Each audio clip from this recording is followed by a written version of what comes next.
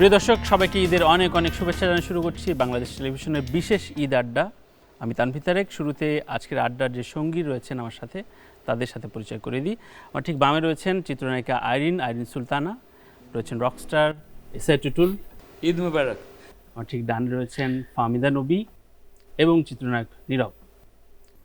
শুরুটা করি, আমার যেমন প্রত্যেকের শৈশবের একটা ডাকনাম থাকে, আমার নাম তারিফ। আমি চারজনের ডাকনামটা একটু শুনতে চাই। আইরিন। আমারটা বুড়ি ডাকে সব। বুড়ি। আচ্ছা, আমরা বুড়ি। সবাই। আচ্ছা, বুড়ি পেয়েছিস বামে। তুতুল ভাই।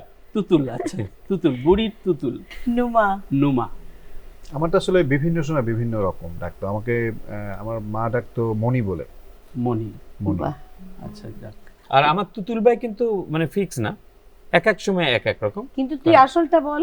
অনেকে SI, sweet and intelligent, Sweet and- অনেকে আবার সাব ইন্সপেক্টর বলে, অনেকে আবার এটা কিন্তু আমি জানি। হ্যাঁ, এটা সবাই। বলছি ভাই জানেন আপনার যে টুটুল আছে না, ও তো ওই তো পুলিশে চাকরি। পুলিশ। অবশ্যই আমি পুলিশ। কিন্তু বুড়ি কেন?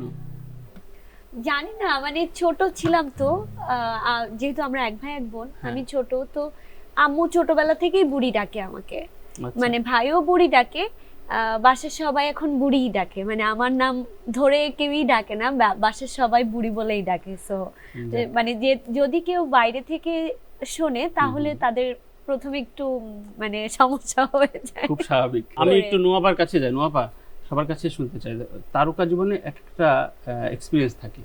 রাস্তা দিয়ে হেঁটে গেলে কিছু ফিসফিসানি শুনতে পাও তোমরা, আমি জানি। বুঝি দেখ দেখ ওই হামিদা নবী হেঁটে এরকম দু একটা এক্সপিরিয়েন্সের গল্প বলো না। অনেক সময় হয় কি আমাকে আর সুমাকে সবাই ভুল করে। আচ্ছা। কেউ আমাকে হয়তো বললো দেখ দেখ সামিনা চৌধুরী, আর একজন বলে না দা তুই কি বলিস সেটা ওরকম ফাহমিদা চেহারা। নবী। আচ্ছা। হ্যাঁ, আবার অনেক সময় আমি তো কিভাবে ঘুরে বেড়াই, বলে কি দেখ ওনাকে না ফাহমিদা নবীর মতো মনে হচ্ছে কিন্তু। হ্যাঁ, আবার অনেকে আরেকটা কথা বলে, এরম করে ঘুরে 3 বার তাকায়, এই তুমি না মাহমুদুর নবীর মেয়ে। আচ্ছা, মানে বহু বিষয় মানে আসে, তা আমাদের মজাই লাগে। ভাইয়া একটু বলো না। আমার সবারই আছে, আমি জানি। আমার ইয়ে হলে আমি খুব দেখতে পাই যে ম্যাক্সিমাম সময় পাশ দিয়ে গেলে তাকায় অনেকে, আর ফিসফাস তো করে একজন, SI Tutul SI Tutul SI Tutul, ওই সাকিব খানের গান এরকম আজ দিয়ে শুনছি। পাশ দিয়ে শুনছি আমি, সাথে সাথে আসসালামু আলাইকুম। আসলে। কিন্তু আরো মানে ওরা আশ্চর্য হয়ে যায় যে আমি তো শুনেই বলছি, হ্যাঁ, বলার পর ওরা খুব খুব খুশি হয়ে যায়। নীরব। মানে আমি যদি আপু এবং টুটুল ভাইটা ডিফারেন্ট করে বলি, আমারটা হ্যাঁ। যদি ডিফারেন্ট এক্সপিরিয়েন্স বলি, সেটা হচ্ছে যে এগুলো তো হয়, বাট এটার বাইরে যেটা হয়, যেটা হচ্ছে আমি যখন হলে কোনো ছবি দেখতে যাই, মানে ফিসফাসটা আমি শুনতে চাই। এটা হচ্ছে সবচেয়ে বড় আচ্ছা, ইম্পর্টেন্ট, যে আমি শুনতে চাই যে আসলে আমার ছবিটা দেখে আমাকে তখন দেখতেছে না, হলের মধ্যে বসে আছি, মানে কি বলতেছে এবং মানে কোনটা পজিটিভলি বলতেছে কোনটা নেগেটিভলি বলতেছে, ওই জিনিসটা আমি ইচ্ছা করে শুনি। সো ওইটা আমার কাছে মজা লাগে। সমালোচনাটা শুনে যাক। ভালো। আইরিন। হ্যাঁ, শুনি, মাঝে মধ্যে খুব এনজয় করি, মানে ভালো লাগা কাজ করে, তারা যে ভালোবাসছে আমাকে সেটা মনে হয়। তো এটা যখন দেখি বা শুনি তখন ভীষণ ভালো লাগে। যেহেতু দুজন গুণী শিল্পী আছে, ভাইয়া কি না, এখানে শিল্পী, নীরবও শিল্পী। ওরা, হ্যাঁ, ওরা মানে গানের এত না, তুমি গানের না, নীরবের আমি গান rehearsal যদি- করছি। মনে মনে নেই, ওদের গান শুনলে আমি একদম মানে কথা দিতে পারি যে আপনাদের খুব ভালো লাগে, ভালো লাগে। নীরব। একদম। যারা দর্শক আছে সবাই ঈদের প্রোগ্রাম দেখতে আসছে, ঈদের হ্যাঁ। প্রোগ্রামে আপনি এই জিনিসটা তাদের না, ঈদটাকে আমি নষ্ট তোমাকে- করার কোনো প্ল্যান করেন না। হ্যাঁ। যেই না, না। ডিসিশন নিয়েছেন তানভীর তারেক, আমাদের আজকে যেহেতু হোস্ট, মানে ফাটাফাটি ডিসিশন, এবং আপনারা শুরু করেন, বেস্ট হবে। না, এখানে তাদের পাঁচজন ঈদটাকে আমরা নষ্ট আছি, করা যাবে পাঁচজনই না, গান গাই। ঈদটাকে নষ্ট করা যাবে না। সবাই আইরিন আমরা জানি, আমি আইরিন ভালো গান গায়, বাট আমি আইরিন না। গান আইরিন শুনি। এবং এটাও জানে যে আমি ভালো গান গাই না। না, ভালো তো গান আমি না, কিন্তু মানে গানই জানতাম গেতে পারি নীরব না। ভাই ভীষণ ভালো গান করে। Right. ওরে ভাইয়া বাবা শুরু রে করুক, বাবা, নীরব এটা তো ধরবে। অনেক রকমের কথা প্রিয় হচ্ছে। দর্শক, আমরা ছোট্ট একটি বিরতি নিচ্ছি, বিরতির পর আমরা আবার কোনো back করছি। বিরতি ধন্যবাদ নাই। সবাইকে। ননস্টপ কোনো বিরতি নাই, আর কোনো বিরতি থাকে না। বিরতিহীন প্রোগ্রাম, কারণ নীরব গান গাইবে, আইরিন গান নীরব গাইবে, আর নীরব থাকবে। ভাই, গিটারটা ধরো। ওকে, চল, কোনটা গাইবা বলো? তুই আমার দিকে চলে আসলি।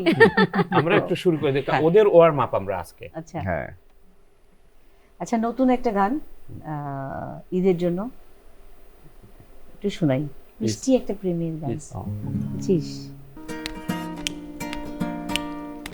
তোমার সাথে দৌড়ালাপের পর তৃপ্তিটা ছিল যেন শিশির ভেজা নরম ঘাসে হাঁটছি হাঁটছি, তোমার সাথে দৌড়ালাপের পর তৃপ্তিটা ছিল যেন সাদা মেঘের টুকরোতে বসে আমিও আকাশে ভাসছি ভাসছি।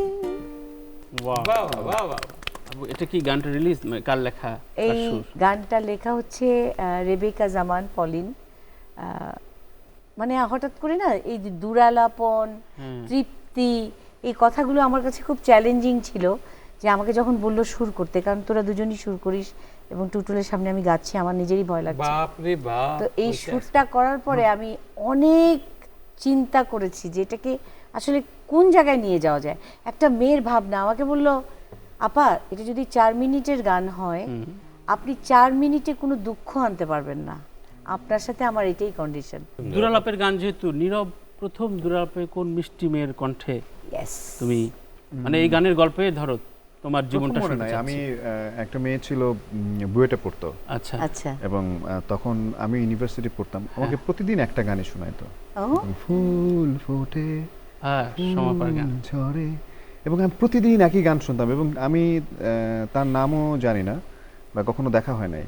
তা আমি প্রতিদিন ফোন ধরে রিসিভ করে শুনতাম গানটা এবং একই গান প্রতিদিন আমাকে তোমার কি শোনাচ্ছে। মুখস্থ হয়ে হ্যাঁ, গেছে? মুখস্থ হয়ে যাওয়ার কথা। এই যে একটু এই একটু একটু গাই- একটু গাইলাম। ওই যে দেখলি, যাক, দুরালাপের গল্পে আরিনের গল্পটা শুনি।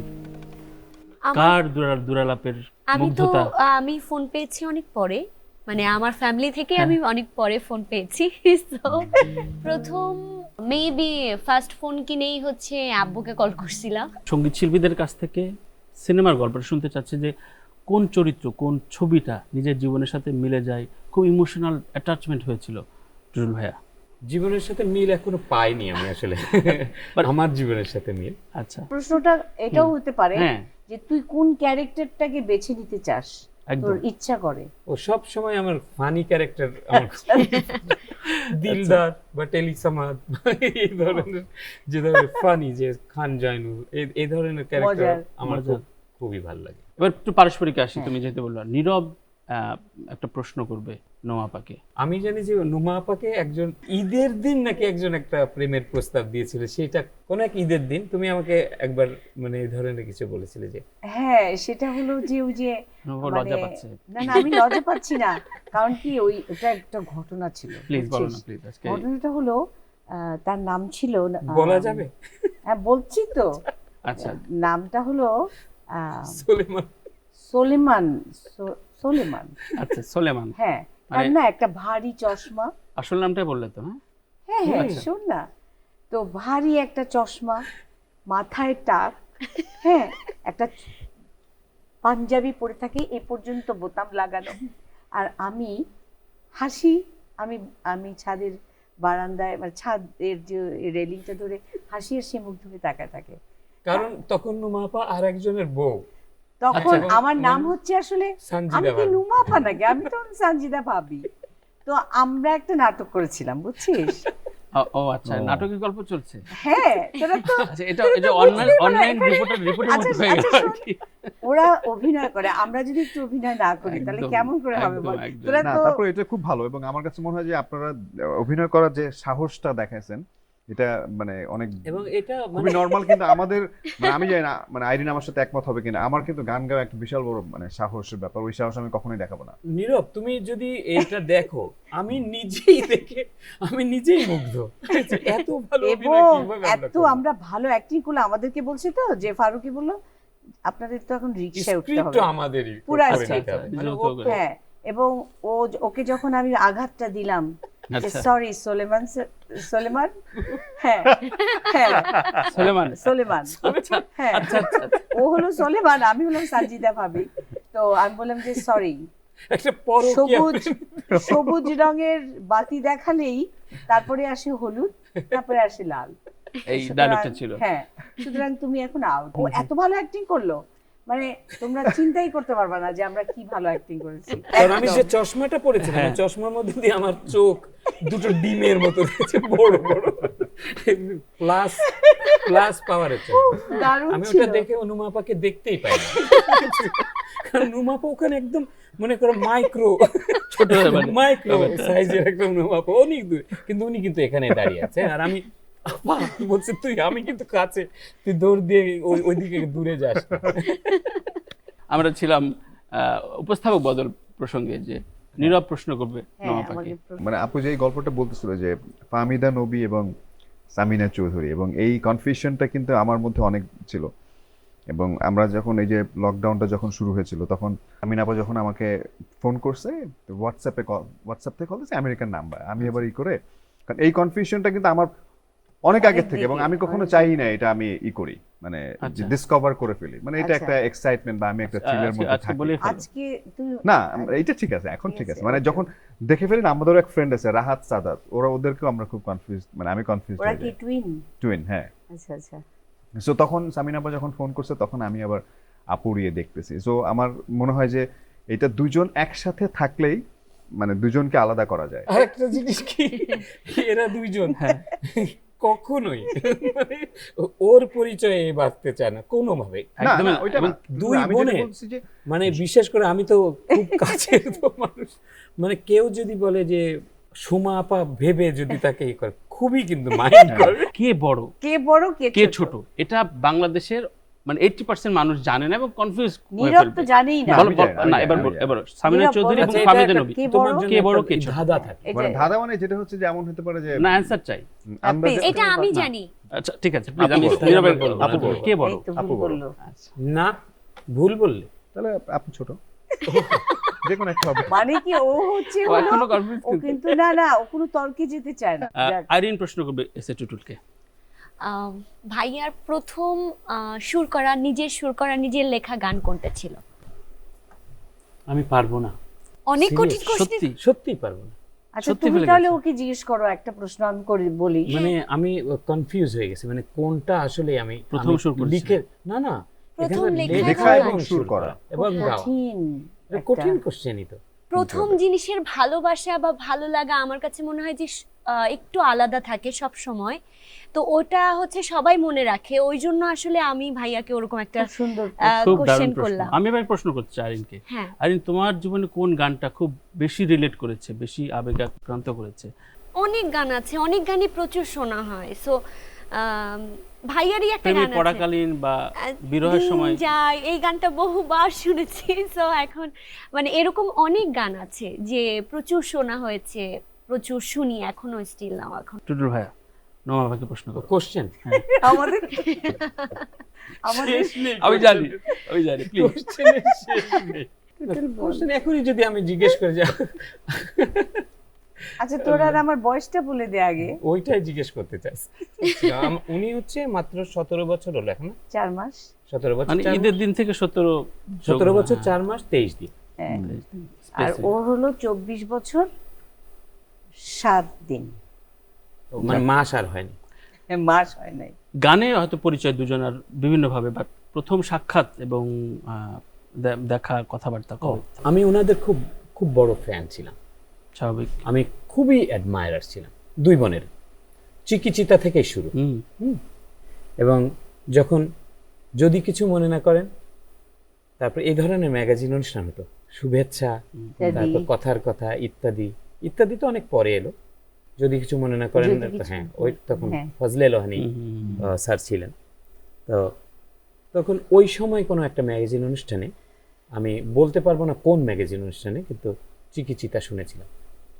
এটা আমি 80s এর কথা বলতেছি, আচ্ছা আচ্ছা। চিকিৎসাটা আসলে করা হয় ইয়েতে ইত্যাদিতে। ইত্যাদিতে, কিন্তু কোনো কারণে আমি মানে কোনো একটা জায়গায় চিকিৎসা সরি চিকিৎসা প্রথম আমাদেরকে দেখায় না, আনন্দ মেলায় Right. আফজাল ভাইয়ের তখন বলেছিল যে হঠাৎ করে যদি অ্যাবা চলে আসে আমাদের বাংলাদেশে, হ্যাঁ ইয়েস, এটা আমি পরে ইউটিউবে আমরা তখন দেখেছি। ওই নীরব, তোর মনে হচ্ছে না 17 আর 24 গল্পগুলো 80s চলে গেল? আমার মনে হয় যে আরো কয়েক বছর না, ওনাদের গল্প বললো 17 মানে 24, Oh my বয়সটা God. বের গেল করা কিন্তু যায়। 80s। ব্যাপারটা হচ্ছে যে 80s এ আমরা ওরকম ছিলাম, তো ছিলাম। আমরা ওর পর হ্যাঁ। থেকে আর বয়স তারপর বাড়াই তো আর বাড়েনি। Exactly exactly. কি দিন করবো গেছে বল? কিন্তু আমাদের বয়স বাড়েনি। এটা তো বয়স বাড়ার ব্যাপারটা তো আমাদের ব্যাপার। আমাদের একদমই আমি একদমই। কি নোমাপা, বাড়াটাকে তোমার নিলাম। টুটুলকে দেখা কথা বলা কোন দিন, কোন সময়, কোন মনে পড়ে? টুটুলের সাথে আমার তো বহুবার মানে দেখা হয়েছে, যখন ও এলআরবিতেও ছিল।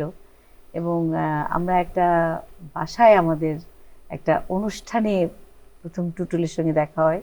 তখন টুটুলের মাথায় এটা ছিল না আর কি। তো একটা জন্মদিনে ও কিবোর্ড বাজাচ্ছিল আচ্ছা আর এমনি গুনগুন করছিল। আমি আবার ওর পিছে পিছেই ঘুরতাম, মানে ওকে ভাবতাম আর কি যে আচ্ছা টুটুল এত সুন্দর কিবোর্ড হ্যাঁ। বাজায়, হ্যাঁ গান গায় না নাকি? হ্যাঁ, আচ্ছা, বাচ্চু ভাই গাচ্ছে গান। তারপরে ওকে খুব হাসি খুশি দেখতাম। তখন থেকেই মনে হতো কি যে হয় না, মানে মনে হয় না যে এই মানুষটার সাথে মেশা যাবে। তো মায়ায় পড়ে যাওয়া। হ্যাঁ, তো ও ও ওরকম, ও মায়া টেনে নেয়। আমিও তো মায়ার দিকেই যেতে থাকি। তো সবচেয়ে তুমি যে কোয়েশ্চেনটা করেছো ওটার একটা উত্তর দিই। আমি এসআই টুটুলের সুরে প্রথম গান করি হুম, আঁচড়, যাই কি ছেঁড়া বুকের পাঁজর। অসাধারণ। এটা wow, দিয়ে আমার অসাধারণ একটা এটা গান। দু লাইন সাথে আজকে যে অনেকক্ষণ শুরু। প্রশ্ন খুব উত্তর সুন্দর একটা ছিল, গান। এটা এই গানটা একটু শুনি। শহরে যা অনেকগুলো ঘর, মানায় তাকে দারে দারে ঘোরা, আমার শুধু একটি ঘরে চেনা, তুমি আছো সেথায় আগাগোড়া। রাজ্য নিয়ে বড়াই করিল, ধরো কোরা মনকে নিয়ে বাজে, তুমি ছাড়া নেই তো আমার কিছু, নিঃস্ব হতে নই তো আমি রাজি। যাই কি ছেড়া বুকের পাজো, স্বপ্নে কাটো মনে আছো, ফিরে যাবার উপায় তো আর নেই, ও ফিরে যাবার। ডাক নাম, পাসপোর্ট নেম কি? পাসপোর্ট নাম হচ্ছে আইরিন সুলতানা। আগে পিছে কিছু নেই? না, এতটুকুই। সার্টিফিকেট নেমও হচ্ছে আইরিন সুলতানা, অ্যান্ড ফিল্মেও আইরিন সুলতানা। দারুণ। আইরিন সুলতানার পাসপোর্ট দিয়ে প্রথম বিদেশ ভ্রমণের এক্সপিরিয়েন্সটা। প্রথম যেবার ভিসা লাগিয়েছিলাম সেবার আমি বাইরে যাইনি, আচ্ছা কেন? আর যাওয়া হয়নি সামহাও কোনো একটা কারণে। তারপরে যাওয়া হয়েছে ইন্ডিয়াতে আর কি। কোনো কাজে না বেড়াতে? ঘুরতে গিয়েছিলাম। ভাইয়ার কাছে আসি। ভাইয়া, তুতুলের পাসপোর্ট নেম কি এবং প্রথম ভ্রমণটা? এবিএম শহীদুল ইসলাম। হ্যাঁ। কেন জানি আমার অন্যান্য ভাইদের নামের সাথে এবিএম কথাটা নাই। ও, মানে আমাদের 5টা ভাই। ABM তোমার নামটা কে রেখেছিল? আমার দাদা? মা। আচ্ছা, মা। মানে আমাদের সব ইসলাম, শহীদুল ইসলাম, সিরাজুল ইসলাম, আমিনুল ইসলাম, মনিরুল ইসলাম, শফিকুল ইসলাম, এরকম শহীদুল ইসলাম। হঠাৎ দেখলাম আমার মা মানে এবিএম শহীদুল ইসলাম কেন দিলেন। তো বোধহয় আমার বাবার নাম আব্দুল বারী, ওই জন্য আব্দুল বারী মোহাম্মদ হয়তো এরকম হবে। আমি আর জিজ্ঞেস করা হয়নি মাকে যে এর অ্যাব্রিভিয়েশনটা কি। তারপরে আমি জিজ্ঞেস করলাম যে মা এত বড় নামটা কেন রাখলে তুমি? আমি তো সবসময় স্বপ্ন দেখি আমার ছেলেটা অনেক বড় হবে, অনেক বড় হবে, তার একটা অফিস থাকবে, সে অফিসে একটা নেম প্লেট থাকবে, সে নেম প্লেটে একদম লম্বা একটা নাম থাকবে। মানে আন্টি তার স্বামী এবং সন্তান একসাথে। রাইট, তো ওই জন্য একটা নেম প্লেটে বড় একটা নাম থাকবে। আমি বলছি, বড় নাম দরকারটা কি? তারপর থেকে আমি আমার বাচ্চাদের নাম একটাই নাম রেখে দিয়েছি, ছোট্ট করে। ছোট্ট নাম। মানে ওর ডাক নামটাই সাথে ওর মায়ের টাইটেলটা।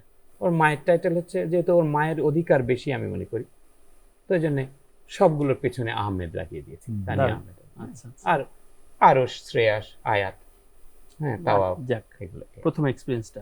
প্রথম এক্সপিরিয়েন্সটা খুবই মানে ছিল যে প্রথমেই আমেরিকাতে গেলাম এলআরবি। আচ্ছা আচ্ছা, তো ইমিগ্রেশন, এই যে একটা এখান অনেকগুলো থেকে দম- যাওয়াটা তো মানে সবাই চিনে, আমাকে না চিনলেও বসকে চিনেন। হুম, হুম, হুম। হ্যাঁ, আমার মাস্টার শ্রদ্ধেয় আয়ুব বাচ্চু, উনি তো এলআরবি, আমরা প্রথম ব্যান্ড গেলাম বাংলাদেশ থেকে, প্রথম ব্যান্ড গেল আমেরিকাতে কত সালে? 98-এ। 98 correct, হ্যাঁ। তা 98-এ গেলাম, আমরা কতগুলি শো করব। তো সেখানে গিয়ে তানিয়া আহমেদ আবার আমাদের সাথে, তখন আচ্ছা, ও প্রেজেন্টার, ব্যান্ডের প্রেজেন্টার। এখন জানিয়ে রাখি তখনও বিয়ে হয়নি। না, বিয়ে হয়নি। হ্যাঁ, তো ইমিগ্রেশনে গিয়ে হ্যাঁ। এই মোটা, মানে এরকম আমেরিকান ফিগার, তো হ্যাঁ, বিশাল দেহ, ব্ল্যাক মানুষ। তো আমি দেখে ভয় পেয়ে গেছি খুব। তো আমি আস্তে করে আমার যে লাইনে আমি তো সামনে, তো তখন আমাকে বলছে come on, আমি আস্তে করে পিছিয়ে আর একজনকে সামনে দিয়েছি। সামনে দেওয়ার পরে আমি মনে করি আমি যাব না, কারণ কি একটা বিপদে পড়ি। তো তানিয়া বোধহয় গেল, তানিয়া পিছিয়ে লুকাইছি। আচ্ছা আচ্ছা তো ও গেল, ওকে।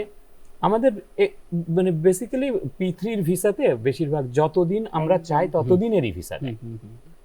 ও মানে উনি এতই কাইন্ড যে বাংলাদেশ থেকে আসছে, শো করতে আসছে, 1 বছরের ভিসা লাগিয়ে দিল, মানে তো ইউ ক্যান স্টে 1 ইয়ার।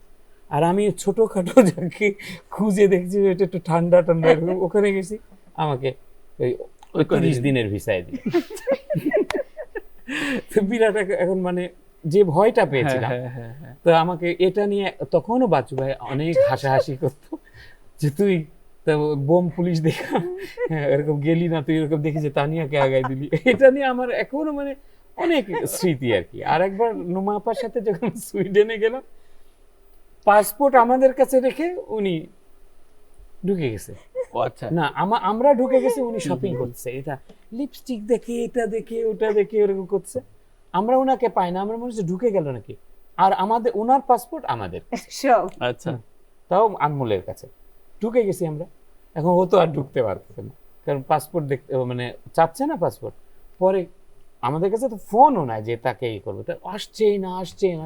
পরে দেখি যে আনমোল, ও আমার পাসপোর্ট তো আমার কাছে, কিভাবে আসবে? তাড়াতাড়ি আবার কিছু কাতার এয়ারওয়েজে ওখানে গেটে গিয়ে ওনাকে আনতে হয়। সবচেয়ে মজা হচ্ছে হলো লন্ডনে প্রথম যাই আমি। তো ইন্টারেস্টিংলি আমার ইমিগ্রেশনে একজন বাঙালি ছিল। আচ্ছা মানে তখন আমাকে একটা প্রশ্ন করছিল, আমার এখনো মনে পড়ে। তো তো বলছে যে তুমি সিঙ্গার। তো ওখান থেকে ওই মেয়েটা বলে দিচ্ছে, জিজ্ঞেস কর ওর ফুলটা কই। ও আচ্ছা হ্যাঁ দারুণ তো। হ্যাঁ, তো হুম। আমাকে হঠাৎ করে কোনো কথা নাই বলছে যে ও আচ্ছা তুমি পারফরমেন্স করতে আসছো, একটা গান শোনাও। তারপর আমি চিন্তা করতেছি যে আমি কি গান শোনাবো, আল্লাহ জানে। তো বলছে যে ওয়ার ইজ ইউর ফ্লাওয়ার। হুম। মানে আমি না, মানে ও কিভাবে জানে যে আমি ফুল পড়ি। তারপরে তখন বলছে যে ও ও বলে দিছে আর কি। আচ্ছা আচ্ছা তো আমাকে বললো যে তোমার তোমার বাঙালি সে, ও তুমি ফুল পড়ো। আমি তো ভাবলাম যে তোমাকে দেখবো এভাবে, তুমি একটা গান শোনাও। তা আমি এখন কি গান শোনাবো? তারপর কার্পেন্টার্সের একটা গান ইয়েস্টারডে ওয়ান্স মোর শোনালাম। আচ্ছা আচ্ছা শোনাতে বলবে ওকে সি ইউ যাক আমরা সবাই প্রশ্ন করব হোয়ার ইজ ইউর ফ্লাওয়ার। আচ্ছা আসলে হ্যাঁ আমি তো ভাবলাম যে এটা তুই তো নিয়ে secret। আসবি একটা। আমরা সবাই 2-3টা করে নিয়ে আসতাম যদি একটু ইশারা আল্লাহ, দিতে। আমার আসলে মনে নাই, আমি আসার সময় এটা আসলে এই অভ্যাসটা কবে থেকে প্রথম মনে না থাকা কবে গুজে কে দিয়েছিল শুনি না, বলে ফেলো শোন, না। এই ব্যাপারটাই হলো মানে তানভীর। না প্রথম কবে কে না, গুজে বলো। দিয়েছিল? এরপর থেকে না, না, ফিক্সড লজ্জার হয়ে কিছু গেল, নেই, তো। আপা। এরপর থেকে ফিক্সড হয়ে গেল। হ্যাঁ হ্যাঁ। 17 বছরের ও। আজকে কিশোরীর সাথে আপা, আলাপ এর হচ্ছে, তাই লজ্জার না? কিছু আমি তো কোনো লজ্জাই পাই না, তুই তো জানিস। কে গুজে দিয়েছিল প্রথম? আমি কদম বলি ফুল? শোন, আমি প্রচন্ড ফুলচোর হিসাবে এলিফ্যান্ট রোডে বিখ্যাত ছিলাম। এলিফ্যান্ট রোডবাসী খুব সাবধান। হ্যাঁ ওরা জানে, ওরা বলে এখনো যে আরে তুমি তো সেই মেয়ে, মানে এত বড় বড় দেয়াল এই যে দেখা যাচ্ছে না, ওই দেয়ালে Really? উঠে যেতাম। হ্যাঁ, এবং কুকুরগুলা চিৎকার করতো কোন বাসায় বেগুনি ফুল, কোন বাসায় ম্যাজেন্টা ফুল, লাল গোলাপ এইসব নিয়ে, পেয়ারা চুরির সময় কখন, এগুলো হচ্ছে আমার একদম। তো ওই সময় থেকেই আমি আর সময় যখন প্রথম ওই যে চিকিচিতা গানটা করতে যাই, আমরা কানের দুলটা সব রেডি করে রাখলাম, কিন্তু যে ও জানে, টুটুল জানে যে আমরা সব ভুলে যাই। আসলাম টিভিতে, এসে দেখি কোনো কিচ্ছু নাই, আনি নাই। আচ্ছা তারপরে কি করব, টিভি হ্যাঁ এই টিভি থেকেই শুরু, এই বিটিভি থেকে হ্যাঁ এই শুরু হয়। বিটিভি থেকে শুরু। মানে ফুলগজার ইতিহাস এই বাংলাদেশ হ্যাঁ টেলিভিশন এই বাংলাদেশ বিটিভি থেকে শুরু। এই আমরা সামনে গেলাম, গিয়ে দুইটা ফুল দুজনে লাগায় গান গাইলাম। সো প্রিয় দর্শক আমরা জেনে গেলাম আসলে এই মূল রহস্যটা। নীরব নামটা ছোট, পাসপোর্ট নেমটা এবং প্রথম বিদেশ ভ্রমণের আমি এই যে গল্প তিন দিনের হ্যাঁ, গল্প তুমি তো শুনতে অনেক শুনতে আমি ভুলে যাচ্ছিলাম আসলে প্রথম কবে প্রস্তুতি মানে নেওয়ার সময় কোথায় দিয়েছিলাম গিয়েছিলাম। হ্যাঁ মানে তারপরে আমি প্রস্তুত না মনে হচ্ছে এই প্রশ্নের উত্তর দেওয়ার জন্য, কারণ ভুলে গেছি আসলে কবে প্রথম গেছি। এই জন্য আমি চিন্তা করছি পাসপোর্ট কবে করছি, প্রথম কোন ভিসাটা আছে মনে করার চেষ্টা করলাম, পেলাম না। আর আমার পাসপোর্ট নেম হচ্ছে এমডি শাখাওয়াত হোসেন নীরব। বিজ্ঞাপনের শুটিংয়ে হয়তো আমি ভাইজ্যাক গিয়েছিলাম। ভাইজ্যাক হচ্ছে তামিলের একটা ইয়ে, আচ্ছা। তামিলনাড়ুতে। টুটুল ভাইয়ের কাছে আসি। টুটুল ভাই তুমি অফেয়ার একটা কথা বলছিলে, চমৎকার কথা, সেটাই তোমার থেকে নিয়ে আমি নিলাম যে দেখো ভাষা বদল হয়েছে, ঈদের শুভেচ্ছা, ঈদ কার্ড এখন বিলীন, এখন নানা রকম ইমোজি আসে। তো এটা আসলে এই বিবর্তন আসলে কিভাবে দেখতে চাও তোমার সন্তান বা তার সন্তানদের? ওটা ভবিষ্যতে আমি দেখতে চাই যে ঈদের খাবারও পাঠিয়ে দিয়েছি, খেয়ে ছবি। নিছি, মনে মনে। ঝামেলা না, right? যে ছবি তো এখনো খাবারের ছবি পাই আমরা, হ্যাঁ, হ্যাঁ। কিন্তু খাওয়াটার যে তৃপ্তি ওটা এখনো পাইনি। একটা সফটওয়্যার বের হোক যেটা হচ্ছে খাওয়াটা পাঠিয়ে দিলাম, ওইটা বাইরে নিবে হ্যাঁ, আর কি। এবং অথবা একটা মানে সেট করা থাকলো কয়েক রকম, ঝাল খাচ্ছে ও একরকম, না, মিষ্টি খাওয়া- ঢেকুরের পরে- একটা সাউন্ড। ঢেকুর একটা, এটা হতে পারে। না ওইটা এটা মিউজিক হতে করে পারে। বলো বাবা আমাকে একটু ঠেকুরের পরে মিউজিকটা একটু করে দিও, আমি ওইটা ইয়ে করে তোমাকে আবার পাঠাবো। অথবা মনে করো যে একটু চোখ বন্ধ করুন, সাথে সাথে চোখ বন্ধ করলাম, সবাইকে পেয়ে গেলাম, হ্যাঁ সবাই আরাম করে খাচ্ছি, ভাগাভাগি ছিঁড়াছিড়ি করে না খাচ্ছি। টুটু বাহ, ভাই, যেটা আরাম হচ্ছে যে করে। আমরা যে জিনিসটা বলতেছি এখন, মানে আপনি যেটা বললেন আসলে এটা যে মানে যে কোনো সময় বাস্তব হয়ে যেতে পারে কিন্তু। আমি এখন মানে এইটাই আশায় আছি যে অতদিন পর্যন্ত যেন বাঁচি, যে খাবার পাঠিয়ে দিয়েছে, দেখলাম, তৃপ্তি হয়ে গেল। এটা উপলক্ষে একটা গিটারে একটা ওইরকম একটা সাউন্ড দে যে Please, please. পেয়েছি। হ্যাঁ, মানে হচ্ছে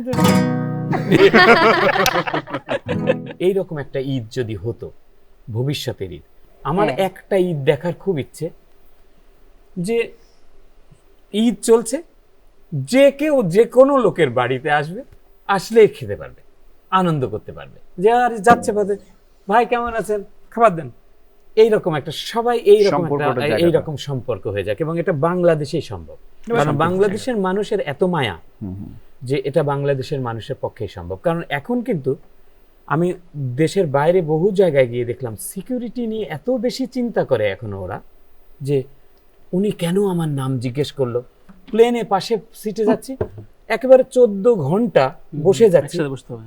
বসে যাচ্ছি, একটা কথা বল। একটি কথাও বলি নাই, কিন্তু ও কিন্তু রক্ত মাংসের মানুষ, আমিও একটি রক্ত মাংস, হ্যাঁ। মানে আমি যদি কথা বলি কি মনে করে, বা যদি মনে করে কেন জিজ্ঞেস করলো, বা আমি আগে জিজ্ঞেস করবো, Really, একদম। বা আমি আগে জিজ্ঞেস করবো, আমি হ্যাঁ, কানাডা যাওয়ার এরকম- সময় 14 ঘন্টা মানে আমি কই মাছের মতো ছটফট করছি, কিন্তু কথা কিন্তু আমি কেউ কিন্তু কারোর একটা সাথে কাজ কথা করি, বলে আমি নাই। কিন্তু হ্যালো এরকম বলি, মানে একটা বলার পরে আড্ডা লাভ জমে এমন হয় না, ও সে বই পড়ছেন, আমি হ্যালো বললাম, হাউ আর ইউ টুডে বললাম, কিন্তু মনে হলো যে খুব একটা পছন্দ করলো না, রেসপন্স যে কেন? করে। এই এরকম করে দেয়া। কেন তুমি? তো তখন আমি আবার একটা স্টোরি বলি, যে দেখো আমি তোমাকে I asked you this question because my mom, আমার মা বলেছে যে হচ্ছে যদি কোনো পাশে লোক পাও কখনো, তার সাথে একটু কথা বলো, কারণ আমরা তো হিউম্যান বিং, আমরা মানবতার থেকে বাইরে যাব কেন?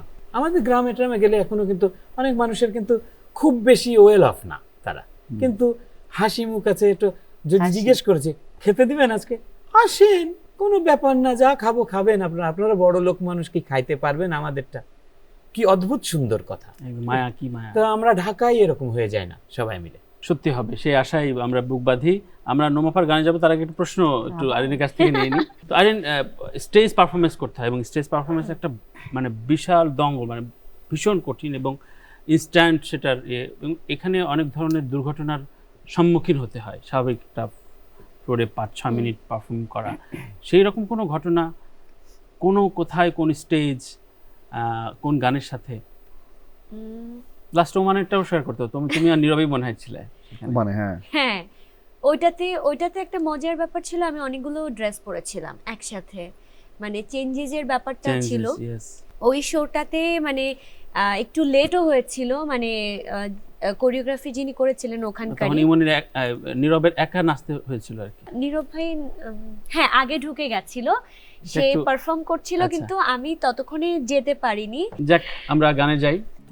এখনো রাতে জোছনার স্রোতে ভেসে যাই আমি অবিরত, ও জানতে কি চাও কখনো তোমাকে, ভালোবেসেছি যে আমি কত,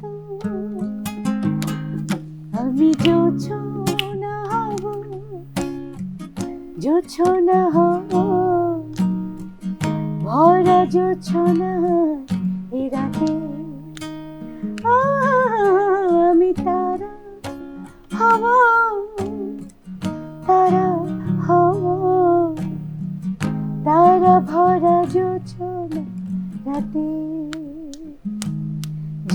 আকাশের নীল বেদনা ছড়ায় তোমার বুকে,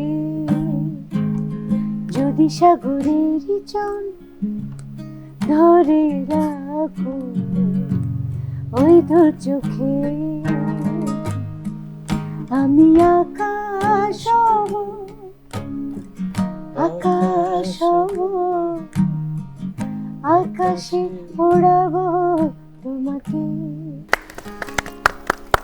নীরবের কাছে প্রশ্ন যে ঈদ চলছে এবং ঈদের এবার গত বছর থেকে ঈদটা একটু অন্যরকম, গত পাশাপাশি 2 বছর নিজেদের কাজ করতে হচ্ছে, সেক্ষেত্রে নিজের কাজের ভেতর দিয়ে মেসেজটা কি এবং এবারে ঈদে আসলে কোথায় কি কাজে দর্শকদের সাথে তুমি থাকছো?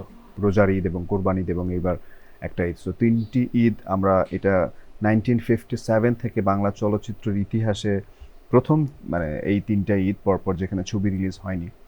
সো ওই জায়গা থেকে মানে একটা ভয়ঙ্কর ভীষণ একটা খারাপ লাগা কাজ করছে। কোনো কিছু বলতে চাচ্ছি বলতে পারতেছি না, মানে কোনো কিছু রেডি হয়ে আছে কিন্তু প্রকাশ পাচ্ছে না।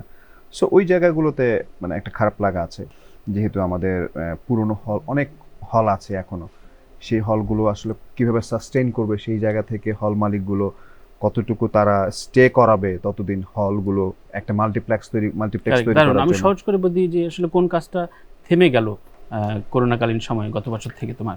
এই তো মানে আমার কথা হচ্ছে থেমে যাওয়া না, মানে আমি তো কাজ করে আমার ছবি রিলিজ জন্য রেডি হয়ে যাচ্ছে, আমার ছবি করে ডাবিং পর্যন্ত চলে আসছি, কিছু ছবি শেষ ও করে শেষ ফেলছি। হয়ে শেষ গেছে। হয়ে যাচ্ছে। সো অনেকগুলো কাজ এরকম আছে, কিন্তু এই যে রিলিজ হওয়ার যে ব্যাপারটা, এটা না সেটা- হলে তো আসলে শান্তি নাই, খুব স্বাভাবিক, খুব স্বাভাবিক। তাই না? আরিনের কাছে আসে, এই যে 3টা ঈদ নীরব বললো, আসলে 3টা ঈদ আমাদের একেবারেই ব্যতিক্রম, এই ধরনের ঈদ আমরা আমাদের জীবনে দেখিনি। হ্যাঁ, তো নিজের কাজের ভেতরে তবুও কাজ করতে হচ্ছে, কথা কাজ বলতে করছি, হচ্ছে। তবে আমার এতটুকু ভালো লাগা কাজ করেছে এ বছরটা, মানে মার্চের 19 তারিখে আমার ছবি মুক্তি পেয়েছিল একটা। হুম। ওই সময়টা একটু শিথিল ছিল আমাদের করোনা পরিস্থিতি, আর সবকিছু মিলিয়ে যেহেতু সিনেমার মানুষ, সিনেমা দেখতে পছন্দ করি, এই ঈদগুলো আসলে সিনেমা দেখতে পাচ্ছি না, হয়তো অন্যান্য ওটিটি প্ল্যাটফর্মে বা টেলিভিশনে দেখতে পাচ্ছি, বাট একটা নতুন ছবি মুক্তির সিনেমা হলে গিয়ে দেখা, ওই ব্যাপারটা মিস করছি। এসআই টুটুলের গানের জন্য মুখিয়ে থাকে দর্শক শ্রোতা, ব্যান্ডের জন্য তো বটেই। 3টা ঈদ তুমি দারুণ করে বললে যে সামনের ঈদগুলো এমন হোক, তো 3টা ঈদের এক্সপিরিয়েন্স এবং এই ঈদে কি থাকছে? ইউটিউবে 2-একটা গান বেরোচ্ছে, আর সিনেমায় গান তো করতেই হচ্ছে, কারণ নীরব, আইরিন এরা তো কাজ করছেও এর মধ্যে, রিলিজের অপেক্ষায় আছে। এ নিয়ে আমি একদমই চিন্তিত না। এটাকে আমি বিশ্বাস করি যে এটা একেবারে করুণাময়ের প্রতিপালকের একটা পরীক্ষা। আমাদের এই পরীক্ষায় জিততে হবে, না হলে হারবো, যাই হবে হবে, কিন্তু একটা সময় এটা শেষ হবে। এখন একটা সুযোগ পেয়েছি যে ধরো এই যে রোজা গেল বা এই যে মানে এখন একটু নিজেকে যদি পারলে শুধরে নেওয়া যায় কিনা, যে আমি আসলে চোখ বন্ধ করে একটু ভাবি তো কার কার কাছে আমি কৃতজ্ঞ, কার কার কাছে আমি ঋণী, কার কার কাছে আমি কত কিছু নিলাম, তাদের কাছে কি আসলে শুকরিয়া করেছি, তাদের কাছে কি কখনো ফোন করে বলেছি আমি না এই কাজটা তুমি করেছিলে, আমিও তোমার কাছে কৃতজ্ঞ। নবাবু, তোমার কাছে এই অভিজ্ঞতাগুলো কেমন? যেটা আমার করোনাকালীন একটা অনুধাবন, এটা খুব সুন্দর একটা সময় নিজেকে জানবার, নিজেকে বুঝবার। জানবার এবং শুধরাবার। আজকে যেহেতু ঈদের সময় আড্ডা দিচ্ছি, সবচেয়ে কাছের মানুষ এবং বন্ধু, যাকে প্রায় সময় উইশ করা হয়, নিজের আবেগ কষ্টের কথা বলা হয়, বন্ধুর নামটা শুধু এবং কি করে, কোথায় থাকে? আমার প্রথম ঈদ যেটা হচ্ছে মা ছাড়া, আমার জীবনে যতটা ঈদ পার করেছি সবগুলোতে ছিল, বাট এই ঈদটাতে মা নাই। এটা আসলে ভাষায় প্রকাশ করার মতো না অবশ্যই। আরিনের কাছে যাই, বন্ধুর গল্পে আমরা ফিরছিলাম, সবচেয়ে কাছের মানুষটিকে যার সাথে ইন দ্য লং রান এই জীবনে মিশেছো, কথা বলছো। ফ্রেন্ড যদি বলি তাহলে জামশেদ, ডেফিনেটলি। জামশেদ কোথায় থাকে, হ্যাঁ। কি করে? ও হচ্ছে ইঞ্জিনিয়ার, আর ও থাকে হচ্ছে বসুন্ধরাতে। তো অফিশিয়ালি আজকে ঈদ আড্ডা, ঈদের শুভেচ্ছা দাও জামশেদকে। ডেফিনেটলি দুজনকেই দিতে হবে, ও মানে জামশেদকেও দিতে হবে এবং প্রিয়তিকেও দিতে হবে, ওরা হাজবেন্ড ওয়াইফ। আচ্ছা, স্পেশালি দুজনকেই ঈদ মোবারক, অনেক সাবধানে ঈদ করো। আর আমাদের তো কথাই হচ্ছে বিটিভির মাধ্যমেও, আজকে আবার নতুন করে কথা হয়ে গেল। যাক, ভাইয়ার কাছে আসি। ভাইয়া, কোন প্রাণবন্ধু তোমার সাথে? আমার দুটো বন্ধুর কথা প্লিজ বলতে হবে। বলো। দুটো বন্ধুর কথা, যাদেরকে আমি আমার বিপদ হোক আপদ হোক, মানে ভালো লাগা মন্দ লাগা সবকিছুই আমি শেয়ার করি। মানে ওই জায়গাগুলো আমার একদম আস্থার জায়গা। হ্যাঁ, যে যেখানে একটা হচ্ছে আমার আমেরিকার একটা বন্ধু আছে ফ্লোরিডাতে, টেম্পাতে থাকে, আচ্ছা ওর নাম ইস্তিয়াক সিদ্দিকী, বাবু। আচ্ছা ও অনেক নুমাপাও চেনে। ও হচ্ছে আমার একটা জানে জিগার আচ্ছা মানুষ। আমার যে কোনো বিষয়ে ওর মানে সাপোর্ট সবসময় আছি। আর আরেকটা বন্ধু আমার ইউনুস নামে আমার একটা বন্ধু আছে, আচ্ছা। খুবই বিশাল একটা বড় মানুষ। তার সাথে আমি কোথায় থাকেন উনি? কি বাংলাদেশে থাকে, ও আচ্ছা, বড় আচ্ছা। ব্যবসায়ী। তো ইউনুস অনেক এবং বড়। বাবুকে একটু ঈদের শুভেচ্ছা আজকে। তোমাদেরকে ঈদের- অনেক অনেক শুভেচ্ছা।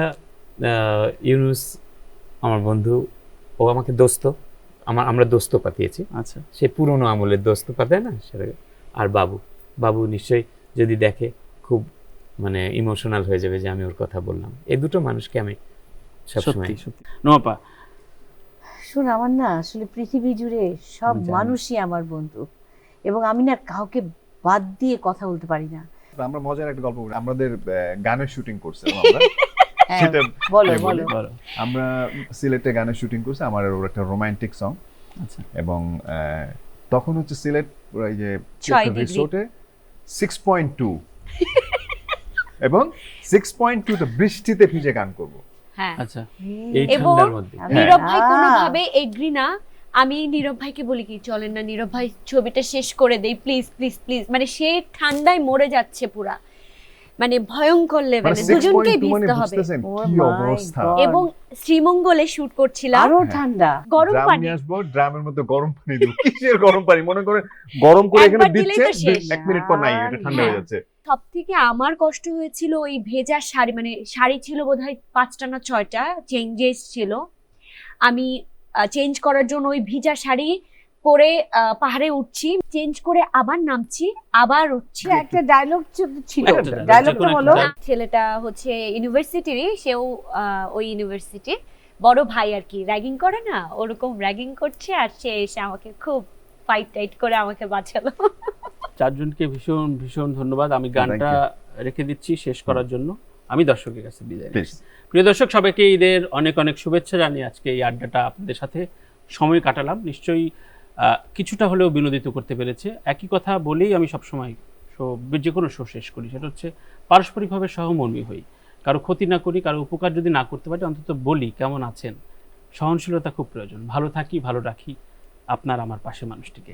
আমরা গান দিয়ে শেষ করব, ফাহমিদা নবী এবং এসআই টুটুলের দুজন রত্নকণ্ঠ আকাশটাকে গাইবে। সবাইকে ঈদের আরও অনেক অনেক অনেক শুভেচ্ছা। গানটির রচয়িতা আমাদের সুইট তানভীর তারেক এবং গানটির সুরকার সুইট তানভীর তারেক। আকাশটাকে হাতের মুঠোয় আনতে পারি যদি তুমি বলো দেবে স্বপ্ন, নদীটাকেও চোখের কোণে জমাতে পারি তুমি বলো ভালোবাসি। তোমারই জন্যে হাওয়ায় হাওয়ায় আমি উড়তে পারি, তোমারই জন্যে মেঘের দেশে একা একা ভাসতে পারি। ও আকাশটাকে হাতের মুঠোয় আনতে পারি যদি তুমি বলো দেবে স্বপ্ন।